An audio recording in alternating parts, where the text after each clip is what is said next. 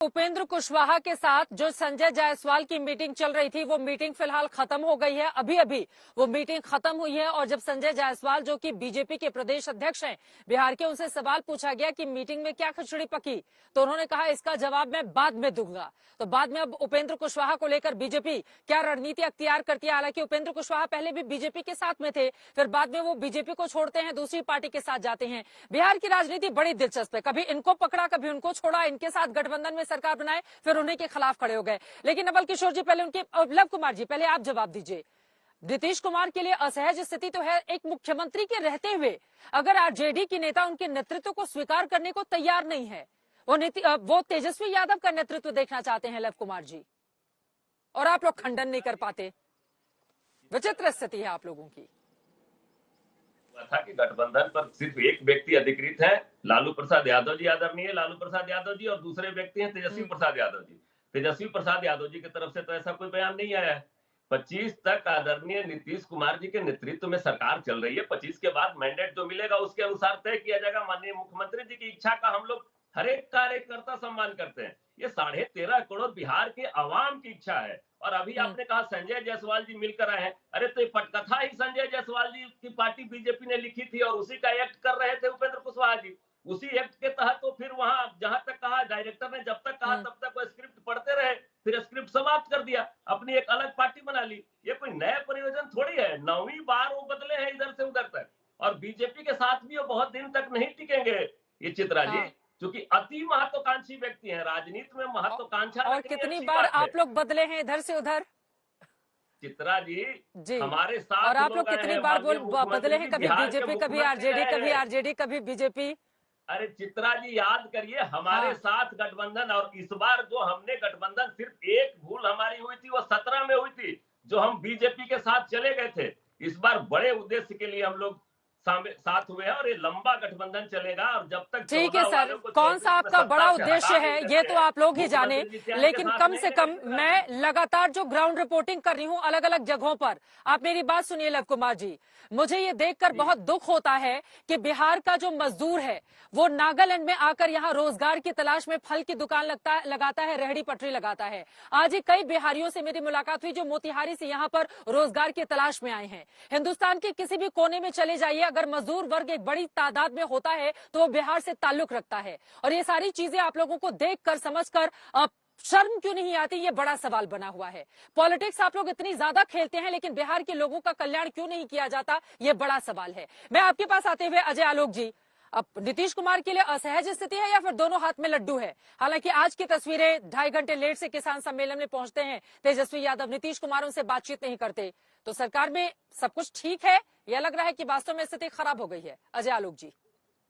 चित्रा जी, मैं आपको एक बात बताता हूँ, एक कहावत है जो बिल्कुल सही बैठती है, लालची के देश में ठग भूखा नहीं मरता है।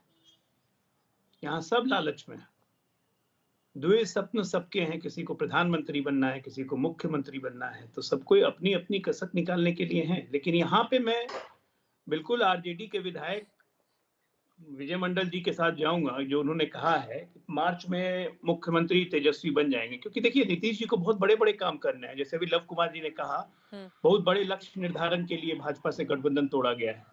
तो भाई, बड़े बड़े लक्ष्य आपको निर्धारण करने हैं, आपको प्रधानमंत्री के पद के आप उम्मीदवार भी नहीं है, आपको विपक्षी एकता भी करनी है, इन सब के लिए तो समय निकालना पड़ेगा ना। फिर बिहार में रह के कैसे होगा? उसके लिए देश घूमना पड़ेगा, सब काम करना पड़ेगा, सबसे मिलना जुलना पड़ेगा, बहुत काम है, व्यस्तता बहुत बढ़ जाएगी उनकी। और जैसे कि राजद के प्रदेश अध्यक्ष पहले कह ही चुके हैं कि भाई दिल्ली चले नीतीश कुमार, तेजस्वी यहाँ संभालेंगे। अब संभालना भी चाहिए। बिहार में जिस तरह से मूर्छित सरकार हो चुकी है, अर्धमूर्छित अवस्था में सरकार चल रही है, बहुत जरूरी है कि तेजस्वी जैसे युवा कमान के हाथ में कमान आ जाए, ताकि कुछ गति पकड़े और लोग देखेंगे कि तेजस्वी कैसा काम कर रहे हैं। अभी तो कोई काम हो नहीं रहा है, ठीकरा बेचारे तेजस्वी के सर फुटते जा रहा है, क्योंकि सरकार का हिस्सा है। वो यहाँ से 6 महीना पहले टीचर्स के लिए लाठी खाने में खुद सबसे आगे रहते थे, आज लाठी चल रही है तो बेचारे कुछ बोल नहीं पा रहे, क्योंकि उनके हाथ में व्यवस्था ही नहीं है। तो सरकार अर्धमूर्छित व्यवस्था में चले तो उससे तो अच्छा है कि तेजस्वी कमान लें। अब मुझे लगता है कि शायद कमान दे भी दें, लेकिन फिर अब पलटी मारने की जगह नहीं है। नीतीश कुमार के साथ समस्या ही है, अब पलट के जाएंगे कहाँ? आप पलट नहीं सकते हैं। तेजस्वी को अपनी सरकार बनाने के लिए तो न्यूमेरिकली कमान सिर्फ उनको 2 से दे 3 देंगे तो खुद क्या करेंगे? प्रधानमंत्री के राष्ट्रीय रेस में रहेंगे? अगर कमान राष्ट्रीय एकता तेजस्वी को करेंगे। दे देंगे तो वो खुद कहाँ जाएंगे? अरे खुद दिल्ली जाएंगे, पक्षी एकता करेंगे, सबको मिलाएंगे जुलाएंगे, थोड़ा एक मोर्चा बनाएंगे। बहुत काम है भाई। इतने बड़े उद्देश्य के लिए गठबंधन तोड़ा था बीजेपी से, तो कुछ तो उस उद्देश्य की पूर्ति होनी चाहिए ना। नहीं तो फिर लोग कहेगा कि क्या करना है, फायदा नहीं है। समस्या ये हो रही है कि कांग्रेस भाव नहीं दे रही है। आरजेडी तो तैयार है, कांग्रेस भाव नहीं दे रही है। जयराम रमेश ने कह दिया कि किससे समझौता करना है ये हम तय करेंगे। उसी के बाद उपेंद्र कुशवाहा जी ने जिस सवाल पे पार्टी छोड़ा, उस सवाल पे तो फिर इलेक्टोरल के बीच में संकेत ही गलत चला जाएगा, तो सारे वोटर जेडीयू से भाग जाएंगे। तो कुछ कुछ करते रहना चाहिए नीतीश जी को। मुझे नहीं लगता है कि 24 में लेकिन भविष्य नीतीश अगर कुमार इसी तो तरह ये से भी रहा कहते तो हैं ना कि कांग्रेस पार्टी अगर साथ में आ गई तो बीजेपी को 100 सीटों के अंदर समेट देंगे।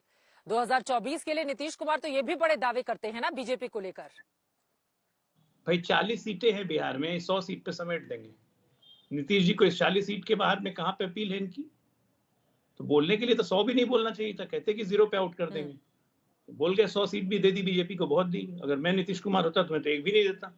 कम से कम रेटोरिक्स में तो बोल ही सकते हैं। लेकिन बिहार की जो सिचुएशन है, उस सिचुएशन में आने वाले दिनों में उपेंद्र कुशवाहा ने जिस सवाल पे पार्टी छोड़ी, उससे जेडीयू के वर्कर्स के बीच में, जेडीयू के मतदाताओं के बीच में एक बहुत गलत संकेत गया है जेडीयू के लिए। इस पार्टी का अस्तित्व खतरे में है।